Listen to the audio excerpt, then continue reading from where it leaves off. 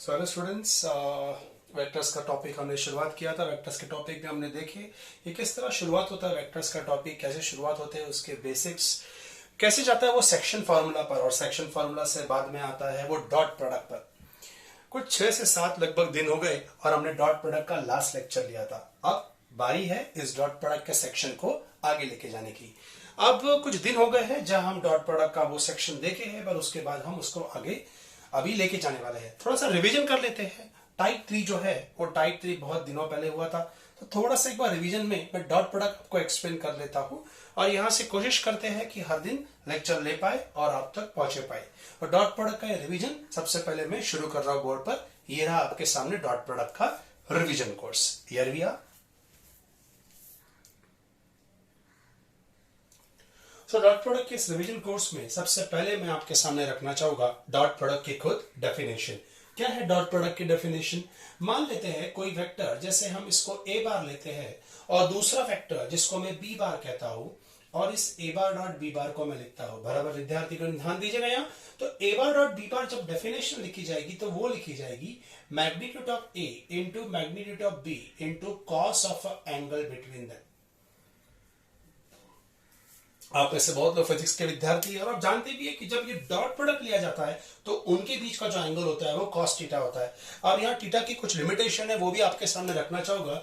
एक याद रखिए, जब भी ये जो थीटा रहेगा वो 0 और पाई के बीच में रहा, मतलब 0 हो सकता है और पाई तक हो सकता है, पाई नहीं हो सकता।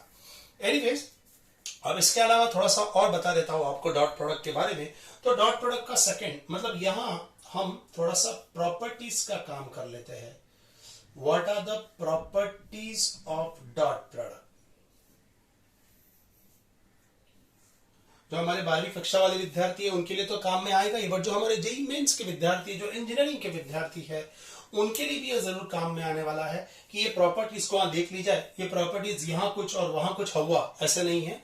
जो प्रॉपर्टी यहाँ है वही प्रॉपर्टी वहां भी है। तो देखते हैं इन प्रॉपर्टीज को हम आगे बढ़ाते हैं। सो वन बाय हम देखने वाले हैं इन प्रॉपर्टीज को। तो सबसे पहले इन प्रॉपर्टीज में मैं बात करता हूं डॉट प्रोडक्ट की। डॉट प्रोडक्ट के कम्पिटिटिवनेस की बात करता हूं। That dot product A bar dot B अगर हम ले लें तो ए बार डॉट बी को सबसे पहले प्रॉपर्टी हम इस तरह भी लिख सकते हैं, magnitude of A into magnitude of B into this will be cos theta.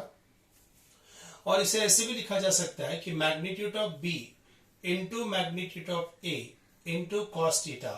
In short इसे हम आगे जाकर बी बार डॉट ए भी लिख सकते हैं। अब ये क्या दर्शाता है? अगर हम देखें कि ए डॉट बी उल्टा और सुल्टा, और यहां सुल्टा और उल्टा दोनों सेम होते हैं। मतलब कल अगर मैं सम्स के दौरान लिखते समय अगर ए डॉट बी की जगह पर बी डॉट ए लिखता हूं, दोनों के मतलब विद्यार्थीगण सेम है। आई होप ये डॉट प्रोडक्ट का डेफिनेशन आपको क्लियर है। अब हम जाते हैं हमारे अगले सेक्शन पर, और जो अगला सेक्शन मतलब प्रॉपर्टी का जो ये है वो आगे बढ़ने वक्त हम लेते हैं हमारा नंबर 2 और हम बात करते हैं दो वेक्टर्स जब आपस में पैरेलल हो। अब पैरेलल जब भी डेफिनेशन आते हैं हमारे सामने कुछ ऐसी लाइनें आ जाती, तो वेक्टर का भी कुछ इसी तरह ही है। अब देखते हैं, अगर मान लेते हैं कि दो वेक्टर ए बार और बी बार अगर आपसी पैरेलल हो। जब मैं पैरेलल की बात कर रहा हूं तो दो वेक्टर के बीच का एंगल क्या आता है, सोचने की कोई ज्यादा जरूरत नहीं। जब मैं कहता हूं दो वेक्टर आपसी पैरेलल है, देखिए कुछ इस तरह, अगर दो वेक्टर आपस में पैरेलल है तो उनके बीच में एंगल डेफिनेटली आपको 0 डिग्री दिखाई देगा। तो दिस पैरेलल वेक्टर के लिए हम जब आगे जाएंगे तो हम देख सकते हैं ये हो सकता है A bar dot B bar which is equal to magnitude of A into magnitude of B into cos of 0 degree. और हम सबको पता है जब कॉस ऑफ 0 डिग्री होता है तो 1 होता है। इन शॉर्ट ये हो जाएगा आपका magnitude of A into magnitude of B. तो ये आपका दूसरा कॉन्सेप्ट है। और यहां इसी कॉन्सेप्ट से मैं लेके आने वाला हूं कि जब भी मैं ए बार डॉट ए बार, अब प्रॉब्लम्स के दौरान this will be a very very useful concept, very important. Problems के दौरान जब भी मैं ए बार डॉट ए बार लूंगा तो याद रखिएगा वो रहेगा आपका magnitude of A bar the whole square which is equal to nothing but just A square. तो आई होप यहां तक का पार्ट आपके सामने क्लियर है। अब मैं अगले सेक्शन में जाता हूं जिसका नाम है इसी डॉट प्रोडक्ट बट परपेंडिकुलरिज्म की बात करते हैं। जब भी दो वेक्टर ए बार और बी बार आपस में परपेंडिकुलर होते हैं तो याद रखिएगा, जब भी ये दो वेक्टर आपस में परपेंडिकुलर होते हैं तो वापस एक बार इनका डॉट प्रोडक्ट लेंगे, बट याद रखिए जब कोई दो लाइनें, जब कोई दो वेक्टर परपेंडिकुलर है तो उनके बीच का साझा एंगल जो है वो दोस्तों क्या होगा, 90 डिग्री। अब ट्रिग्नोमेट्री के तो आप सब चैंप है, अब cos ऑफ 90 डिग्री देख लीजिए, तो cos ऑफ 90 डिग्री जो है वो आपका 0 होता है, और in short magnitude of A into magnitude of B into 0 and that is equals to 0। तो ये कॉन्सेप्ट याद रखना है, जब दो वेक्टर परपेंडिकुलर है उनका डॉट प्रोडक्ट 0 है, वाइस वर्सा जब डॉट प्रोडक्ट 0 है तो वो एक दूसरे को परपेंडिकुलर भी है। आई होप यहां तक कोई डिफिकल्टी नहीं है। फिर मैंने उसके बाद अगले प्रॉपर्टी का सेक्शन आपको मैं एक्सप्लेन करता हूं।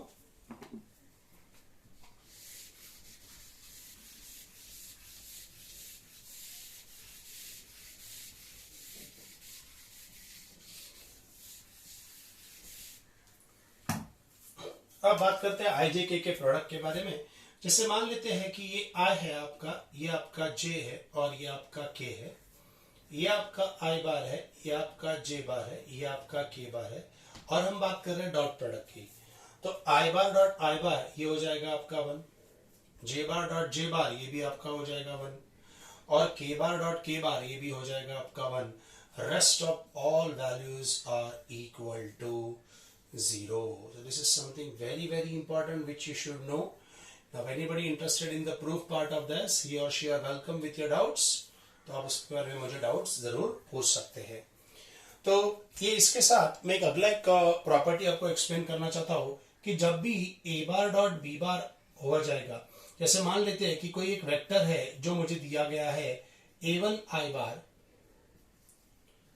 Plus a2 j bar plus a3 K बार, और मान लेते हैं कि एक वेक्टर b बार मुझे दिया गया, कोई नंबर्स हो सकते हैं, स्केलर हो सकते हैं, फ्रैक्शन हो सकता है, जीरो हो सकता है, नेगेटिव फ्रैक्शन हो सकता है, पॉजिटिव फ्रैक्शन हो सकता है, b1 i bar plus b2 j bar plus b3 K bar.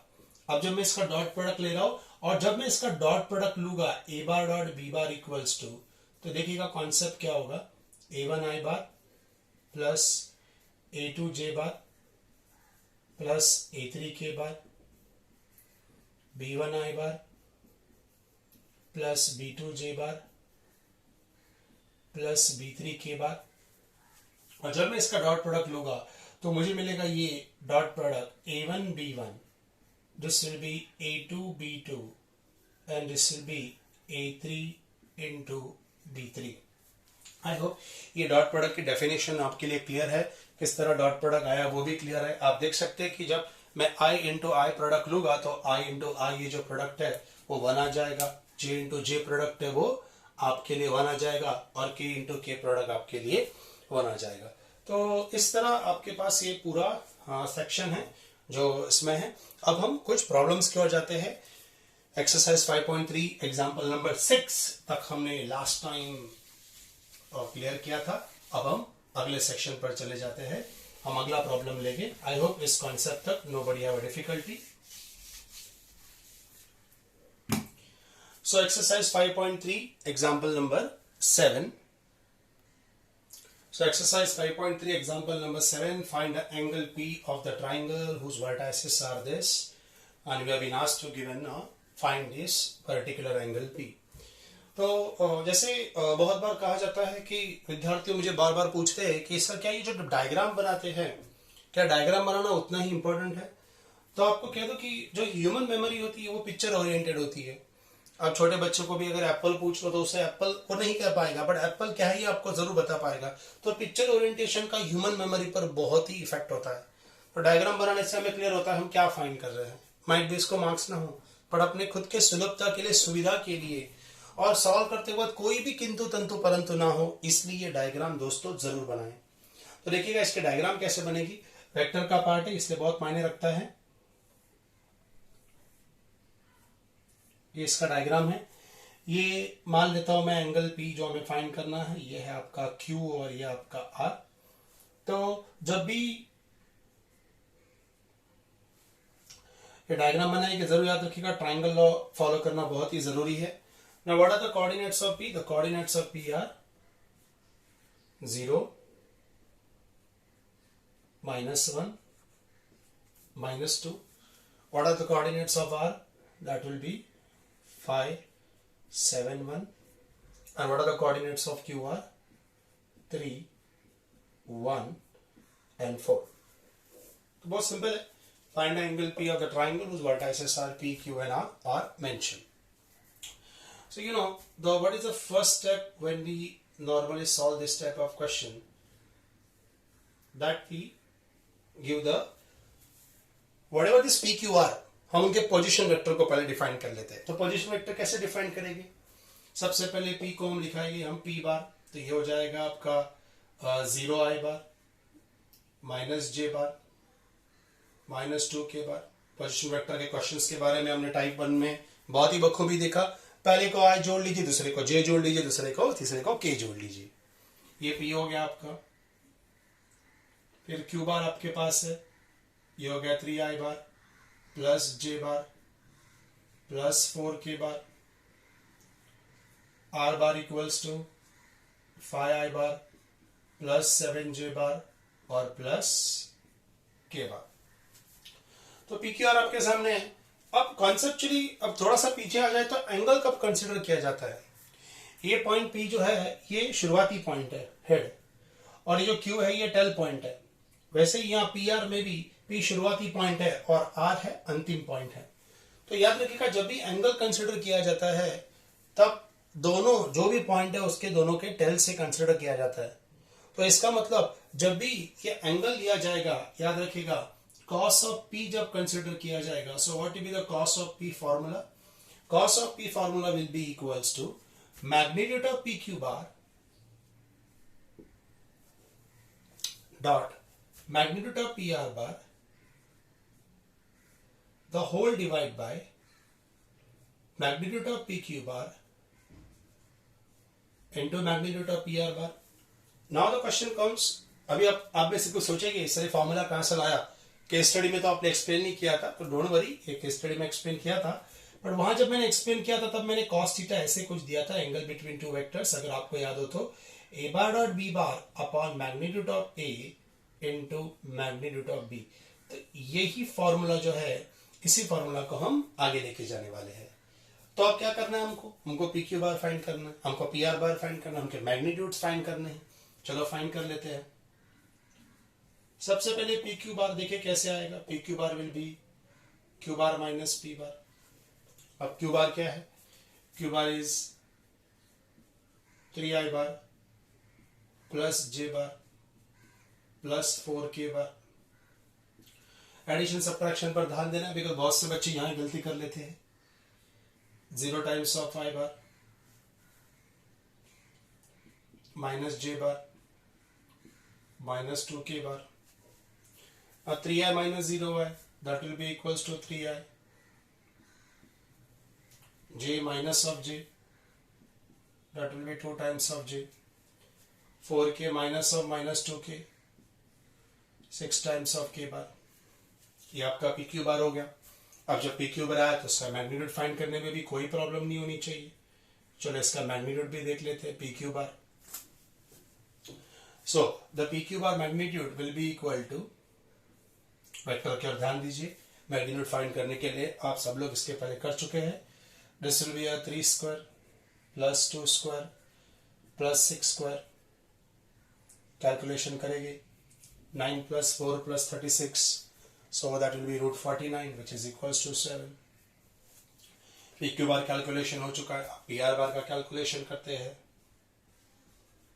PR bar equals to R bar minus P bar. So what is the R bar value? R bar equals to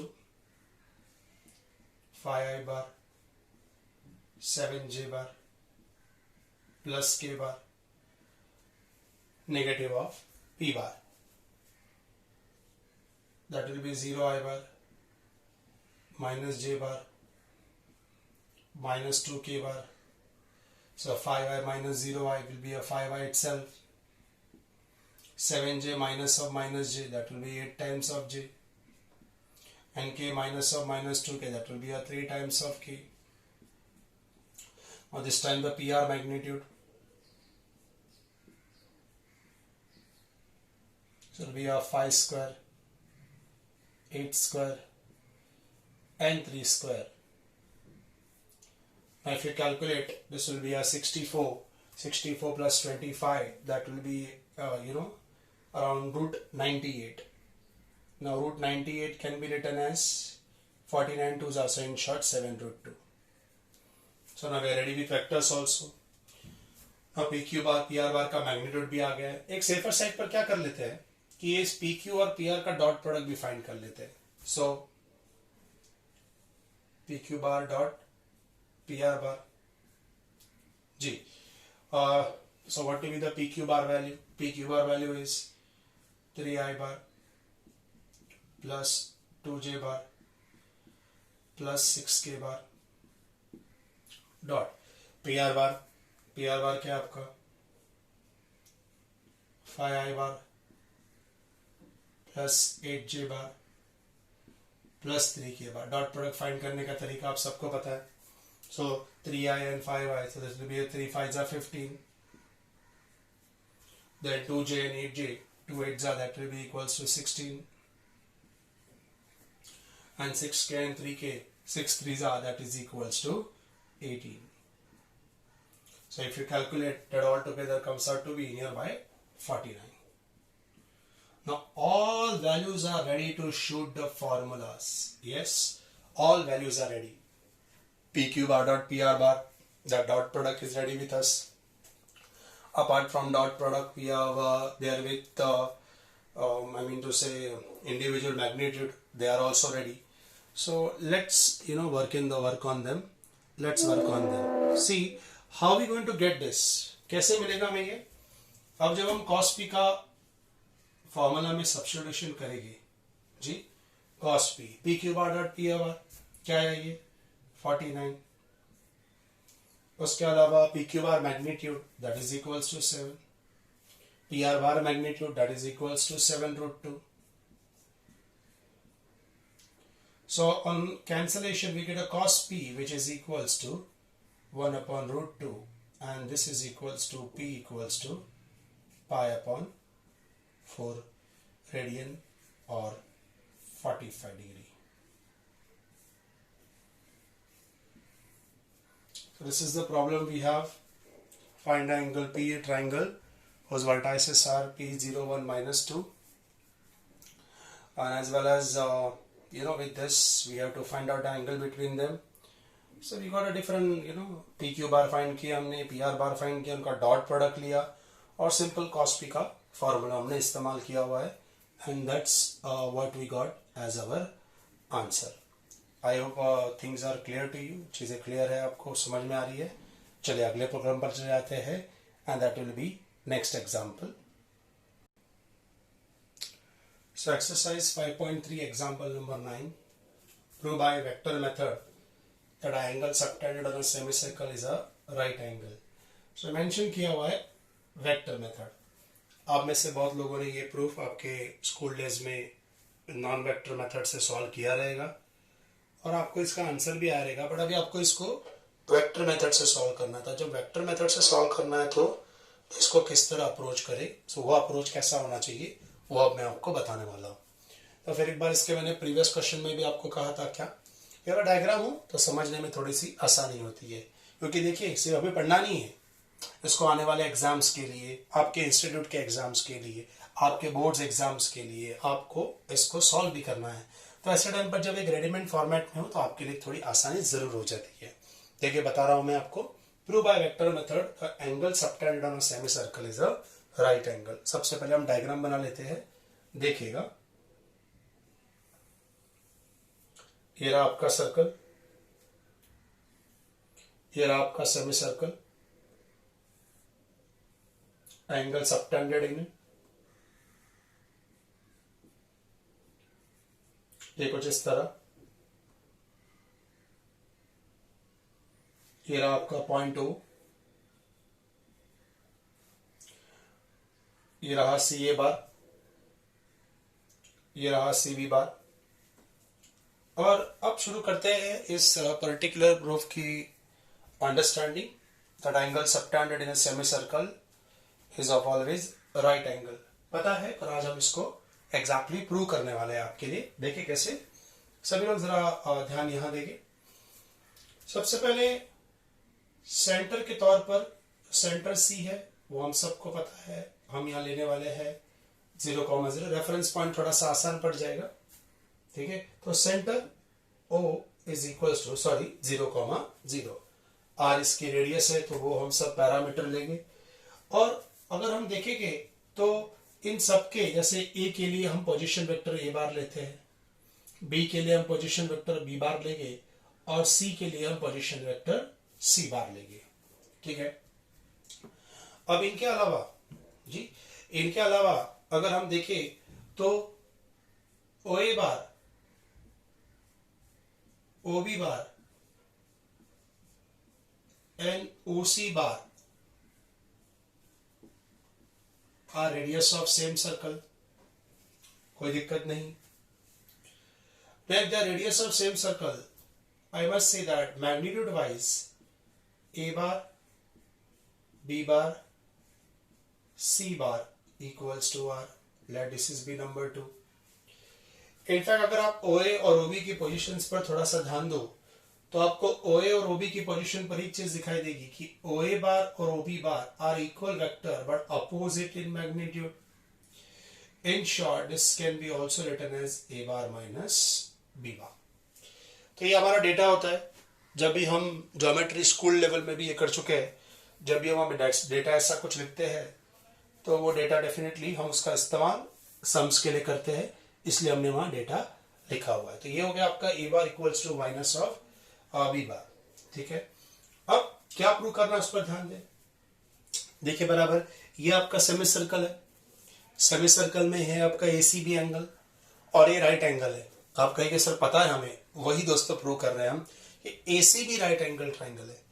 देखिएगा, जब आज मैंने dot product की, अगर आप सही से देखिएगा, जब मैंने डॉट प्रोडक्ट का आज इस्तेमाल किया, जब मैंने डॉट प्रोडक्ट बताया आपको रिवीजन के दौरान, तो रिवीजन के दौरान मैंने एक चीज बताई कि जब भी कोई चीज परपेंडिकुलर बतानी है तो उनका डॉट प्रोडक्ट जीरो होना बहुत ही जरूरी है। तो हम इस क्वेश्चन के बहुत ही इंपॉर्टेंट फेज पर आ रहे हैं और हम सी A bar dot C B bar ये डॉट प्रोडक्ट ले रहे हैं आपके लिए। अब सी ए बार को मैं इस तरह भी लिख सकता हूं, minus of A C bar. C B bar को मैं ऐसे भी लिख सकता हूं, minus of B C bar, ठीक है। सो ये आपका सिर्फ बच गया, नेगेटिव साइन जा चुका है यहां से, ए सी बार डॉट बी सी बार। अब what will be the AC bar? The AC bar will be equals to C bar minus C bar. What about the BC bar? The BC bar is equals to C bar minus B bar. अभी AC bar C minus A चुका है, BC आपका C minus B हो चुका है। तो जब ये C minus A और C minus B हो चुका है, अब देखिए थोड़ा सा प्रेस कर देता हूँ क्वेश्चन में, मैं माइनस ऑफ B को A भी लिख सकता हूँ, तो हो जाएगा C माइनस ए और ये होगा C बार प्लस A बार। और आप सही से देखिए, तो अगर हम डॉट प्रोडक्ट ले लेते हैं तो देखिए कैसे होगा, C bar dot C bar, A bar dot C bar, C bar dot A bar, minus of A bar dot A bar. Dot product competitive होता है इसलिए तो आपस में कैंसिल हो जाएगी और क्या बचेगा हमारे पास, C bar dot C bar will be magnitude of C bar the whole square. A bar dot A bar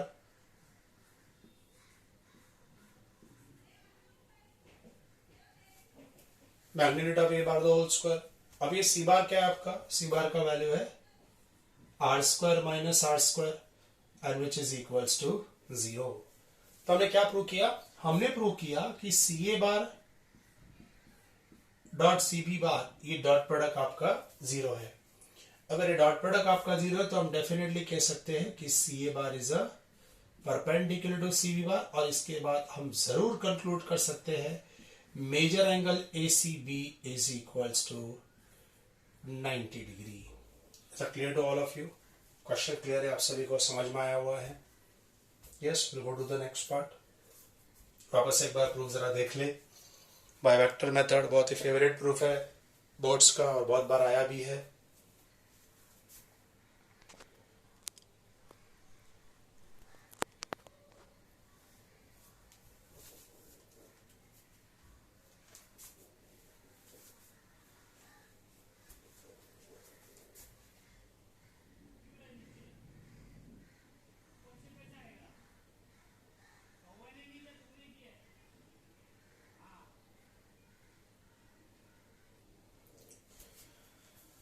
अब इस अगली प्रॉब्लम्स पर जाते हुए, इन प्रॉब्लम्स को बताते हुए मैं आपको एक नया कॉन्सेप्ट एक्सप्लेन करने वाला हूं, और इसे मैंने मेरे केस स्टडी में आप विद्यार्थी गण के लिए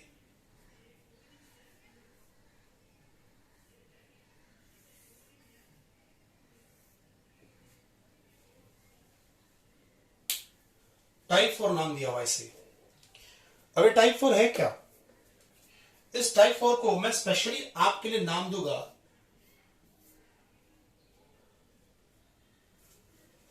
थ्री डायमेंशनल ज्योमेट्री।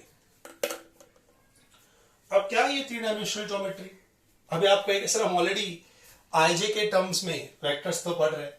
अब जब हम आईजे के टर्म्स में वेक्टर्स पढ़ रहे हैं तो ये ना, ये थ्री डायमेंशनल ज्योमेट्री है, तो डेफिनेटली आप ये आईजे के फॉर्म में आप थ्री डायमेंशनल ज्योमेट्री पढ़ गए, पर मैं थोड़ा सा विस्तृत रूप में अब जाने वाला हूं आपके लिए। देखिएगा, एक डायग्राम जरा आपके लिए मैं फ्रेम कर लेता हूं यार।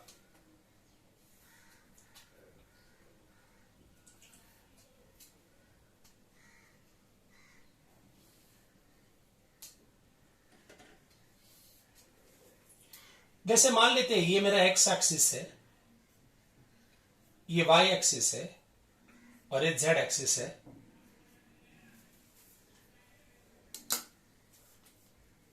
और लाइन एल आपके लिए, और एक्स के साथ मान लीजिए एंगल अल्फा है इधर। अब y के साथ में अगर एंगल देखो तो y के साथ एंगल मेरे पास बीटा है, और इसी लाइन L का मैं z के साथ एंगल देखूं तो यहां गामा एंगल है। आई होप ये तीनों एंगल आपके लिए क्लियर है। तो सबसे पहला कॉन्सेप्ट मैं इसके आपके लिए एक्सप्लेन करने वाला, आपके लिए मैंने इंट्रोड्यूस किया हुआ है, और वो कॉन्सेप्ट है direction angle.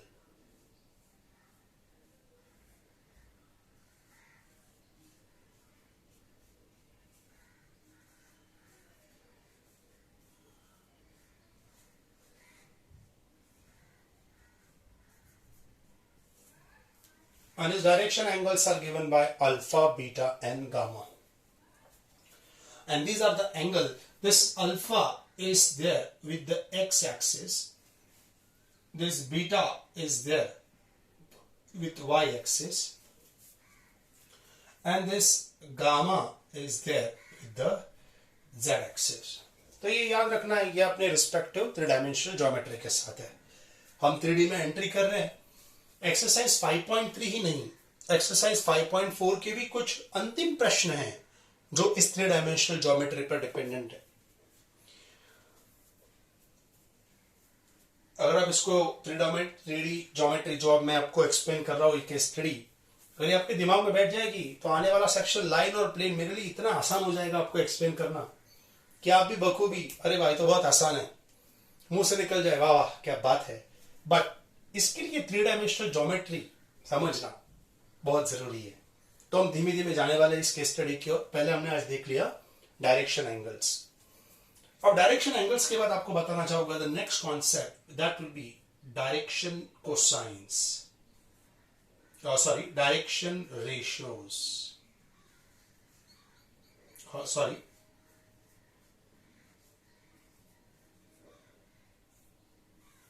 direction cosines. Now whatever these angles are there, alpha, beta and gamma, if I take cosine angle of them like cos alpha, if I take cosine angle of them say cos beta, if I take cosine angle of them say cos gamma, they are denoted by L, M and N. Then these are called as a direction cosines of a particular line. They are denoted by L, M and N. So we have to memorize them. The next one, number 3.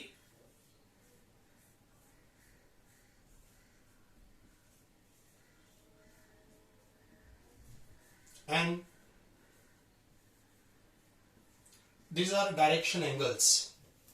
Now this is something थोड़ा सा tricky concept है, जरा बराबर ध्यान देंगे। Direction angles are those numbers which are proportional to direction cosines, like they are denoted by A upon L equals to P upon M equals to C upon N equals to some value, say lambda. So number which are proportional to the direction cosines are known as a direction angles. एक concept मैं आपके साथ यहां share करना चाहता हूं, थोड़ा सा टेक्निकल पार्ट है, बराबर ध्यान दीजिए कि किसी भी वेक्टर के लिए आपको एक ध्यान रखना है कि इस XYZ पॉइंट हम एक फ्लो चार्ट बनाकर इस प्रोसेस को बहुत आसान कर देंगे. पॉइंट वेक्टर देता है, वेक्टर डायरेक्शन रेशियोज देता है और डायरेक्शन रेशियो डायरेक्शन कोसाइंस देता है. तो ये बहुत ही इंपॉर्टेंट पार्ट है जो आपको याद रखना है. वापस एक बार देखिएगा, कोई भी पॉइंट आपको वेक्टर देता है, वो वेक्टर से आपको DRS मिलता है और DRS से आपको DCS मिलता है. This is the whole scenario what you get when you solve the problems. याद रखना है आपको. इन शॉर्ट, अगर मैं पॉइंट को XYZ ना लेते हुए समझदारी के हिसाब से ABC लूं, तो वेक्टर डिनोट किया जाता है AI bar plus BJ bar plus CK bar.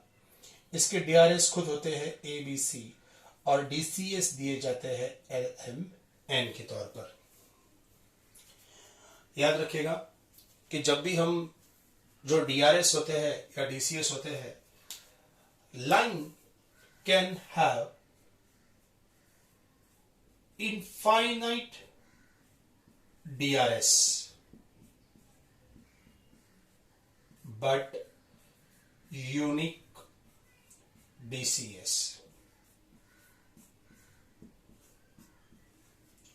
Now if you don't know this concept, actual speaking, your problem affecting capacity will not be affected as such. आपकी प्रॉब्लम जो capacity या problem solve करने का फंडा है उसमें थोड़ा भी इफेक्ट नहीं होगा. तो हम एक बार वापस रिवाइज कर लेते हैं. हमने क्या देखा? हमने बात की आज डायरेक्शन एंगल्स की. Direction angles are denoted by alpha, beta and gamma. Direction cosines L equals to cos alpha, cos beta and cos gamma. The direction angles, they are direction ratios. Direction ratios are those numbers which are proportional to the direction cosines. Direction cosines are denoted as a DCS and direction ratios are denoted as a DRS. ये आप पर निर्भर है कि आपको उसका short form लिखना है, फुल फॉर्म लिखना है. that we can work on.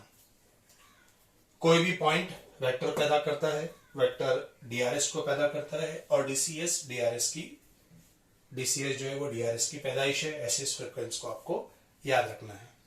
अब ये तो रहा कॉन्सेप्चुअल पार्ट. इस कॉन्सेप्चुअल पार्ट के बाद हम देखेंगे कि इनके बीच की रिलेशंस क्या है.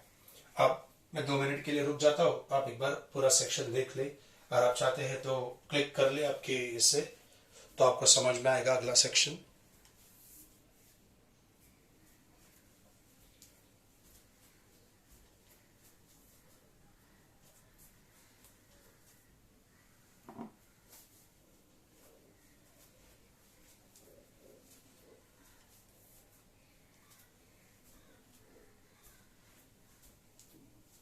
DRS DCS के अगर आप एक्चुअल थोड़ा कॉन्सेप्ट थोड़ा सा डेप्थ में जाएंगे तो आपको पता चलेगा कि DRS are those numbers which give idea of a point with respect to the central tendency point, say O000 origin, and DCS are those who give idea of a line with respect to axis, coordinate axis x, y and z is the basic definition, basic front line. But I told you infinite DRS, but a unique DCS, what are DRS and DCS, actual they are not as such required for solving a problem, but the formulas are must. So now after this we'll be going to the other concept that how to solve the question. तो उनके लिए हम जरा थोड़ा सा देख लेते हैं अपना पार्ट, और इसके बाद बात करने वाले हैं हम कि अब हमने देखा डायरेक्शन रेशो क्या है, डायरेक्शन कोसाइंस क्या है, डायरेक्शन एंगल्स क्या है। अब हम देखने वाले हैं कि इनके बीच के कुछ रिलेशंस जो सम सॉल्व करने के लिए हमें काम में आने वाले, तो हम उस पर काम करते हैं। अब सबसे पहले रिलेशन बिटवीन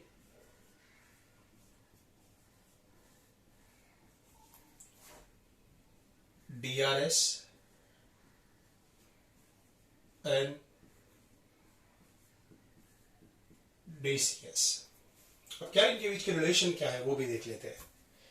ऐसे मान लेते हैं कि direction cosine denoted by L, then that is equals to plus minus A upon root of A square plus B square plus C square।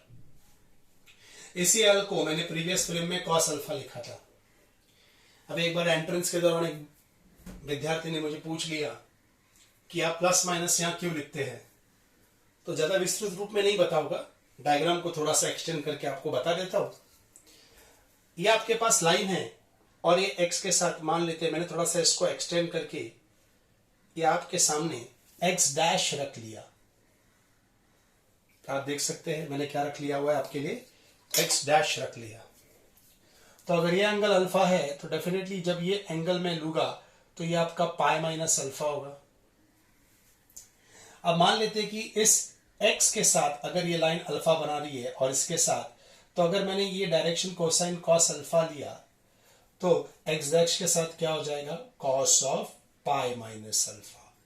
Now students, what is the cos of 180 minus theta is minus cos theta. तो यहां आप देख सकते हैं कि कोई sign नहीं इसलिए पॉजिटिव साइन है, और यहां साइन है इसलिए नेगेटिव साइन है, तो ये पॉजिटिव नेगेटिव मिला के मैंने यहां लिख देना है। I hope question is concept is clear.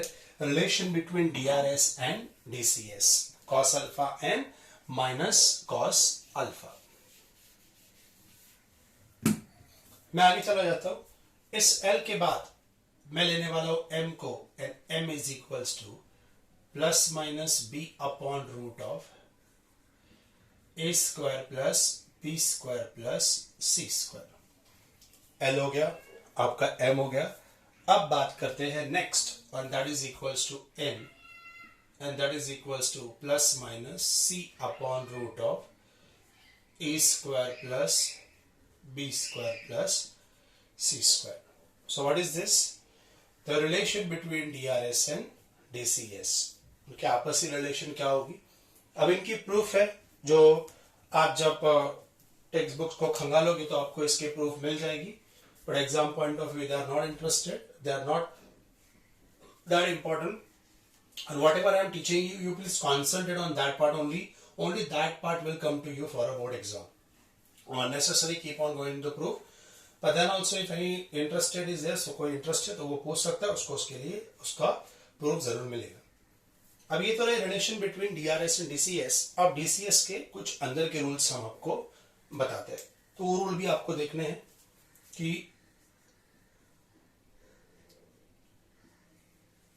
formulas required,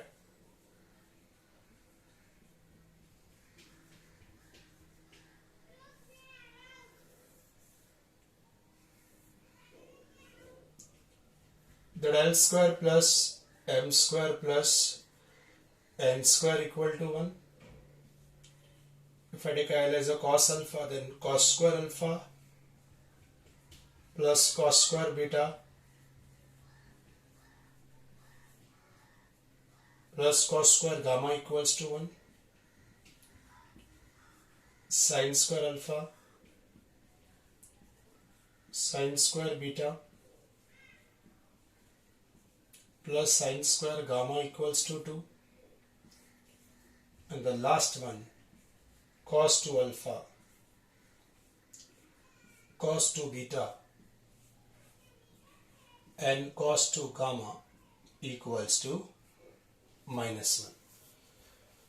So these are the formulas which we'll be using for solving purpose of the problems. हम प्रॉब्लम सॉल्व करने के लिए इन फॉर्मूलाज का इस्तेमाल करेंगे. आप दोनों सेट देख सकते हैं. एक सेट है relation between the DRS and DCS और दूसरा सेट है this is something from the direction cosines. तो ये दोनों आपको देखने हैं, दोनों आपको याद कर लेने हैं. मैं 1 मिनट के लिए रुक जाता हूँ. आप शेयर्स का स्क्रीनशॉट ले लीजिए या फिर इन्हें लिख लीजिए.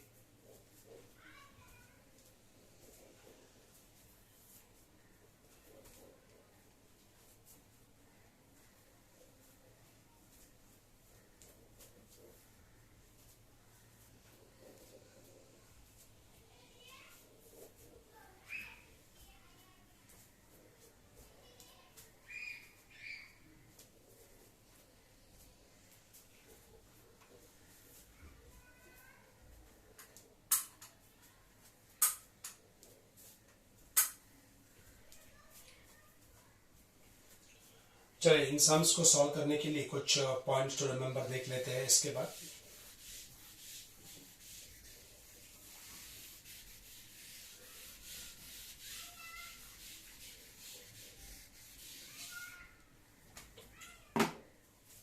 तो कुछ सम्स को देख लेते हैं हम इनको सॉल्व करने के लिए.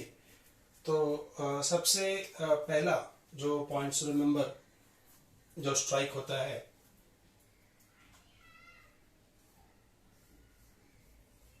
इन सभी पॉइंट्स को आपको 1 बाय 1 याद रखना है.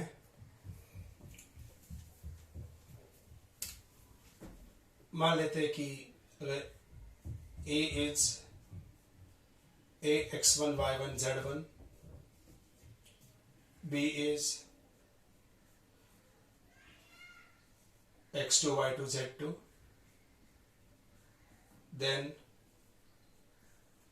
DRS of AB bar are just a simple subtraction of them, and that is X2 minus X1, Y2 minus Y1,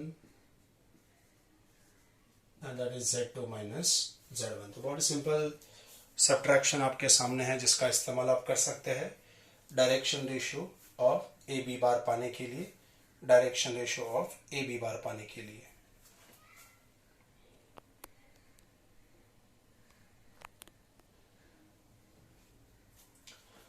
okay ये direction ratio of A B bar हो गए. अब मान लेते हैं कि किसी सम में आपको ए के कोऑर्डिनेट दिए गए हैं x1 y1 z1.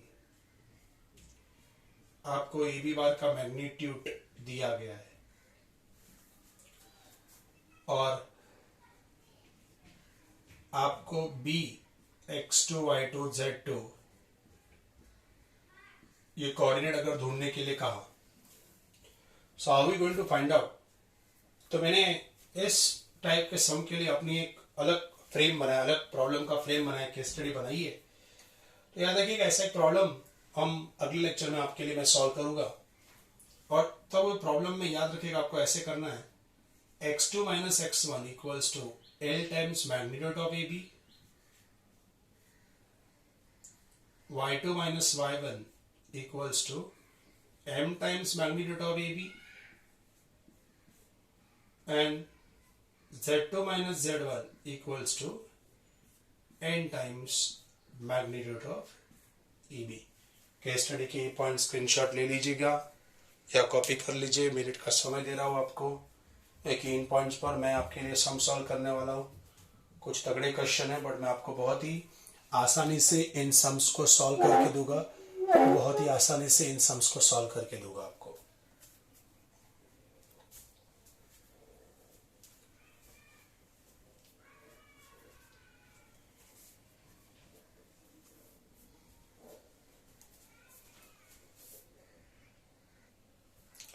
अब और एक कॉन्सेप्ट में आपको जरा इस पॉइंट से रिमेंबर में बता देता हूं. और वो नंबर 3 वाला एक कॉन्सेप्ट ऐसा है डीआरएस और डीसीएस के इन कॉन्सेप्ट के बीच में बहुत बार आपको यूनिट वेक्टर अलोंग ये कॉन्सेप्ट मिलेगा आपको। तो ये जब बार बार आप क्रॉस मल्टीप्लाई करोगे तो ऐसे मिलेगा,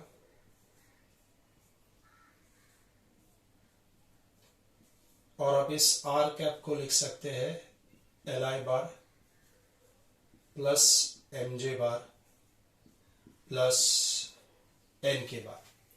and what is L I M J N N K? This L I M J N N K are unit vector along the vector which are given by this, where L, M and R direction cosines. What are the L, M and R? Direction cosines. अब मैं एक और अगले concept पर आपको explain करता हूं। If relation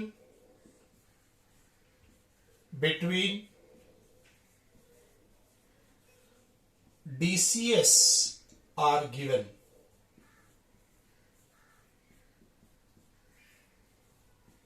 then solve them simultaneously.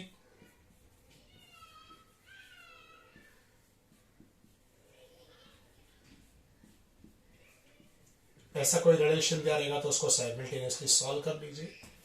और ये हमारा कॉन्सेप्ट नंबर 3 और 4। और आई थिंक इन कॉन्सेप्ट के साथ हम सम्स को सॉल्व कर सकते हैं। तो अगर आपको याद हो तो हमने कहाँ रुके थे? हम एक्सरसाइज 5.3 पर और एक्सरसाइज 5.3 के 9 क्वेश्चन के प्रूफ पर रुके थे। और ये 10 से लेकर आने वाले अगले 4 से 5 क्वेश्चन जो है ये 3 डायमेंशनल ज्योमेट्री पर है। विद्यार्थियों को थोड़ा बता देता हूँ, प्रीवियस ईयर के सिलेबस में 3 डायमेंशनल ज्योमेट्री एक अलग सेक्शन हुआ करता था, एक अलग टॉपिक हुआ करता था। पर हम इसको एक अलग टॉपिक ना रखते हुए इसी वेक्टर का एक सब सेक्शन बनाया गया हुआ है। और इस सब सेक्शन के लिए हम क्या करने वाले, हमको एक केस स्टडी पढ़ना बहुत जरूरी है। हम सिर्फ वेक्टर के नॉलेज पर इसको आगे नहीं लेके जा सकते। और इस तरह हमने इस केस स्टडी बहुत ही अच्छे और बखूबी से इसका हमने काम किया हुआ है। तो मैंने सेग्रीगेट करके रखा हुआ है वेक्टर की केस स्टडी, 3D की केस स्टडी, आने वाला सेक्शन लाइन की केस स्टडी, आने वाला सेक्शन प्लेन की केस स्टडी। ठीक है, पॉइंट नंबर 3 और 4 एक बार देख लीजिए। हम अगले प्रॉब्लम पर जाने वाले हैं। मैं आपको मिनट का समय देता हूं, आप चाहे तो लिख सकते हैं।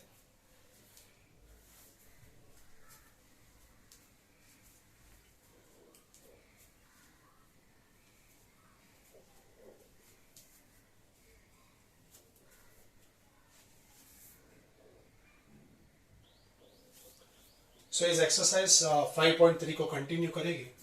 और इस एक्सरसाइज 5.3 का अगला क्वेश्चन है एग्जाम्पल नंबर 10। आप देख सकते हैं एग्जाम्पल नंबर 9 और 10 में 9 से 10 की ओर जाते हुए हमने आधे घंटे का समय लिया।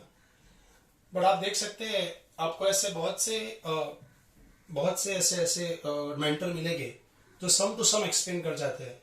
अभी सम टू सम एक्सप्लेनेशन जो है वो कुछ समय तक ठीक है, पर जब आप ड्यू कोर्स ऑफ टाइम आपके अपने एग्जाम्स के लिए जाओगे तब आपको कुछ भी समझ में नहीं आएगा। तो इसलिए मेरे केस स्टडी का माध्यम ये बहुत ही जरूरी होता है ऐसे टाइप के सम्स को एक्सप्लेन करने के लिए, ऐसे टाइप के सम्स को समझने के लिए। अब क्या दिया हुआ क्वेश्चन देखिए, a vector has a direction angles. जी क्या है direction angle? 45 degree and 60 degree. Find the third direction angle. ठीक है, तो एक काम करते हैं, ये जो पहला एंगल है वो एक्स एक्सिस के साथ लेते हैं। मान लेते हैं एक्स एक्सिस के साथ alpha which is equals to 45 degree. फिर हम दूसरा एंगल भी लेते हैं आपके साथ, दूसरा एंगल वाई एक्सिस के साथ लेते हैं beta which is equals to 60। और मान लेते हैं कि थर्ड एंगल हमें जो पता नहीं वो जेड एक्सिस के साथ है and gamma equals to what? Now we have a relation with us. What are the relation? Cos square alpha, cos square beta plus cos square gamma equals to 1. Relation हमने case study में देखा था, चलो इस्तेमाल करते हैं। इसमें से एंगल्स अल्फा और बीटा आपको अच्छे तरीके से पता है, सिर्फ गामा हमको फाइंड करना है। देखेगा किस तरह हम इस पर काम करेंगे। अब जैसे मान लेते कि cos square 45 degree, cos square 60 degree, cos square gamma equals to 1, cos 45 1 upon root 2 square, cos 60 1 upon 2 square, plus cos square gamma equals to 1. The 1 by root 2 will be, 2 square will be a 1 by 2 and 1 by 4. What is 1 by 2 and 1 by 4? That will be a 3 by 4. Plus cos square gamma equals to 1. This shows cos square gamma equals to 1 by 4. अब इसको मैं यहाँ लिख लेता हूँ. This shows cos gamma equals to plus or minus half, and this shows gamma equals to 60 degree or 120 degree. सम देख लीजिएगा. अगर किसी भी बोर्ड्स में आता है तो आप इसको 2 मार्क के लिए एक अच्छा क्वेश्चन ले सकते हैं. सम को सही तरीके से देखिए.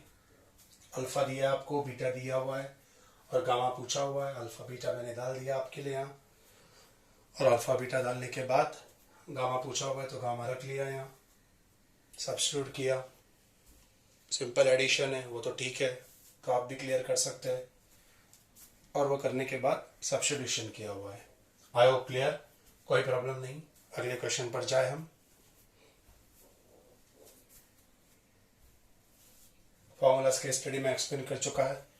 उसके लिए मैंने आपको 1 मिनट दिया था. कहा था अगर आप चाहे तो स्क्रीनशॉट ले ले या फोटो ले ले, पिक्स ले ले इनका. चलो आगे बढ़ते हैं. अब अगला क्वेश्चन एग्जाम्पल नंबर 11 मैं आपके लिए पढ़ रहा हूं. मैं पूरा लिखता नहीं क्योंकि इतना कोई मुश्किल क्वेश्चन नहीं है. क्वेश्चन ऐसे है, if a line makes an angle of 90, 135 and 45 with x, y, z axis. So let me take angle with x axis as say 90, angle with y axis beta that is equals to 135, and the gamma angle that is equals to 45 with x, y and z axis respectively. Then find its direction cosines.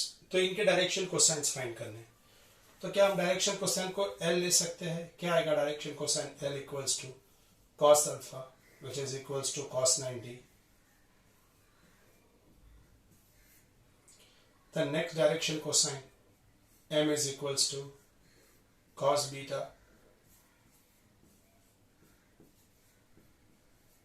that is cos 135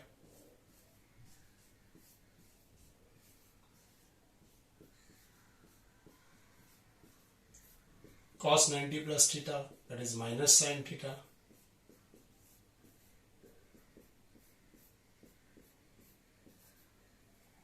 minus 1 by root 2, and the last one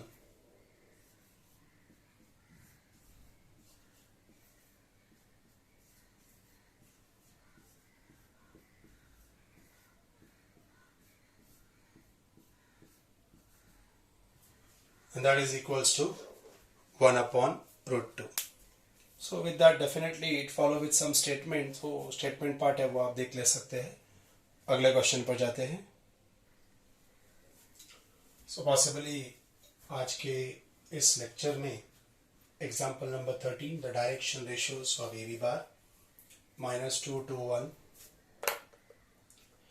and if A is 415 and if length AB, which I can say magnitude of AB is 6 units, then what are the coordinates of B? B के coordinates क्या होंगे? किस तरह इस सम को हम हल करेंगे वो देख लेते हैं. सबसे पहले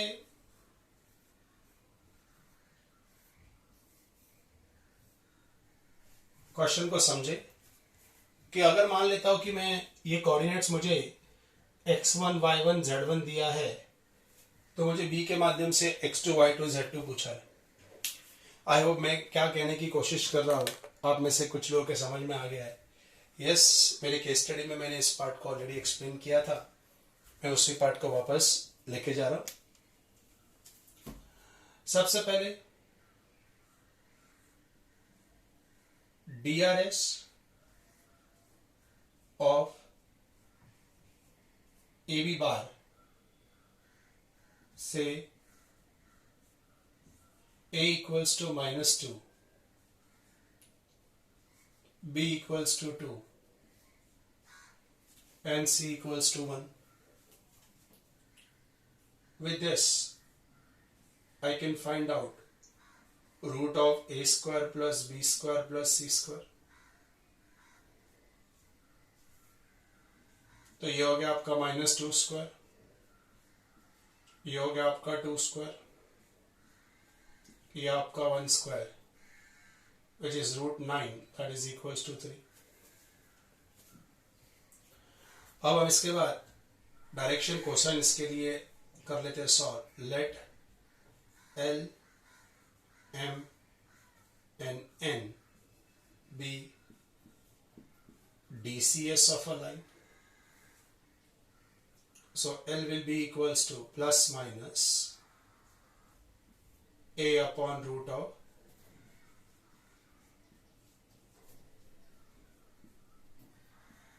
-2 upon 3, which can be also written as minus plus 2 upon 3. L के बाद M की बारी है, plus minus B upon root of A square plus B square plus C square. This is equals to plus minus 2 upon 3. So we got a direction cosine, we got a L, we got a M, and now we get to find out, say, N. This is plus minus C upon root of A square plus B square plus C square. That is plus minus 1 upon 3. Now you might be wondering कि LMN ये जो है ये आपने क्यों find किया. अब जरा केस स्टडी को रिकलेक्ट करो. देखिएगा, मैं इस पूरे सेक्शन को 3 हिस्सों में आपके लिए बांट लेता हूं, और देखिए अब आपको सॉल्व करने के लिए थोड़ा आसानी होगी.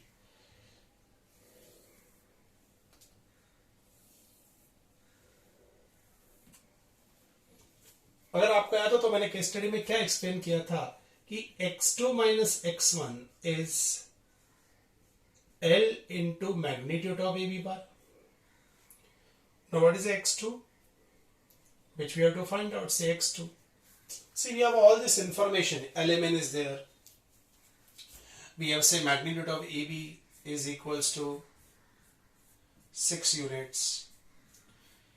We have AX1, Y1, Z1 as -2 to 1. और इस बिना पर मान लेते हैं हमें B फाइंड करना है, जो x2, y2, z2 है. अब तो क्लियर है मैं क्या सॉल्व करने की कोशिश कर रहा हूं. हम सॉल्व करने की कोशिश कर रहे हैं कि अब इस बिना पर हमारे पास A आ चुका है, B आ चुका है, और इनके साथ ये जो हमारे पास AB है, इस A और B के साथ हम फाइंड करने वाले हैं हमारा x2 जो B कोऑर्डिनेट है. बराबर ध्यान दीजिएगा. अब जो x1 है, x1 का कोऑर्डिनेट है originally, I'm sorry, this AX1, Y1, Z1 will be a 4, 1, 5.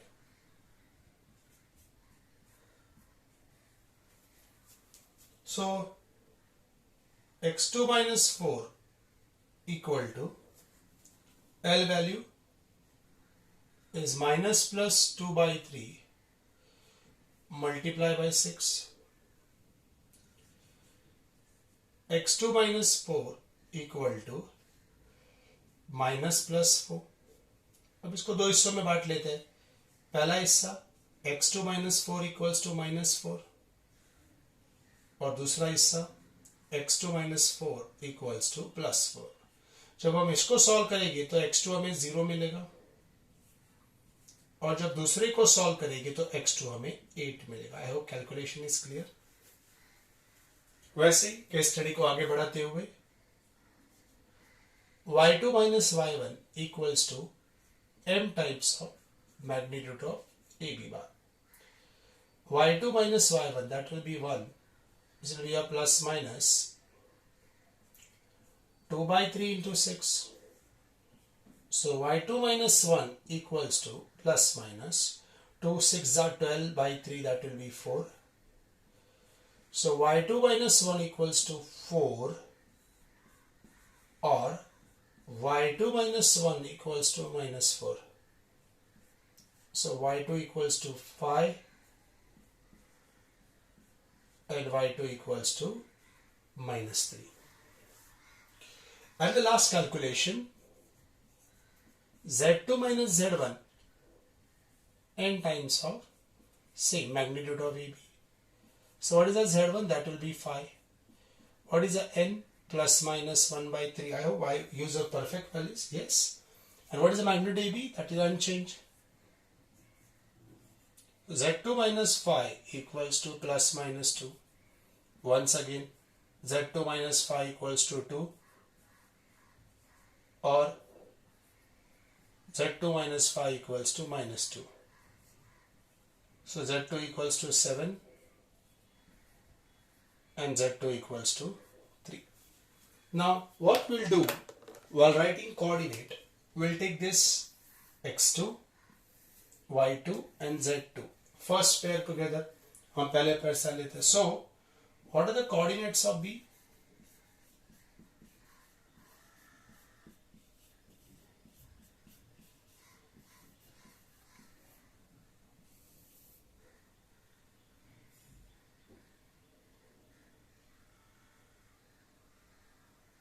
Yes, the coordinates of B are, they can be either the first 0, 5, 7, or next one 8, minus 3 and 3. So I hope calculations are clear to all of you. So you're understanding the whole concept we have seen today for the section of vectors.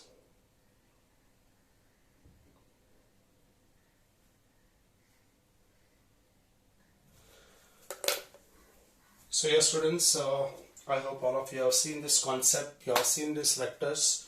It was a first board lecture. Things are not so easy outside getting all this facility. Thanks to many students, their parents, who are really helping us in many ways. At the end of lecture, I always suggest that whatever stuff are there, कोशिश है कि possibly आपको सभी sums का solution दिए जाए. Possible guidelines are not available. कोशिश की जा रही है through the channel of Purushottam Private Tuitions that you should get the solution of almost all questions. With that, weekly tests are also there. Requesting all of you to take an interest in that. Scores has to be a very good on par level. You got a chance. I told you many times that you really got a good chance. You are at home. As such, no commitment of going colleges, no practicals as such. And I hope for the coming 1.5 months, might be a more than 7 weeks, we are quite relaxed. Why can't we use that? इसे कमजोरी को क्यों ना हमारा हथियार बना लिया और हथियार के साथ ऐसा काम किया जाए कि इसकी कोई गणना हो, कोई तुलना ना हो. तो मैं सभी को रिक्वेस्ट करूंगा कि अपने बुक्स को प्रॉपर मेंटेन करें, सभी सम सॉल्व करें, और आने वाले सेक्शन में मैं इस अगले एक्सरसाइज को सॉल्व करूंगा. अगला कॉन्सेप्ट हमारा problems based on vector product रहेगा, जिसको क्रॉस प्रोडक्ट रहते हैं, और थोड़ा सा पेचीदा जरूर हो सकता है बट मुश्किल नहीं है. प्रैक्टिस करें इस डॉट प्रोडक्ट की, और अगले लेक्चर में हम क्रॉस प्रोडक्ट का सेक्शन करेंगे. बुक्स मेंटेन करें, stay safe, stay hope, and stay tuned for the next lecture. Thank you students, thank you.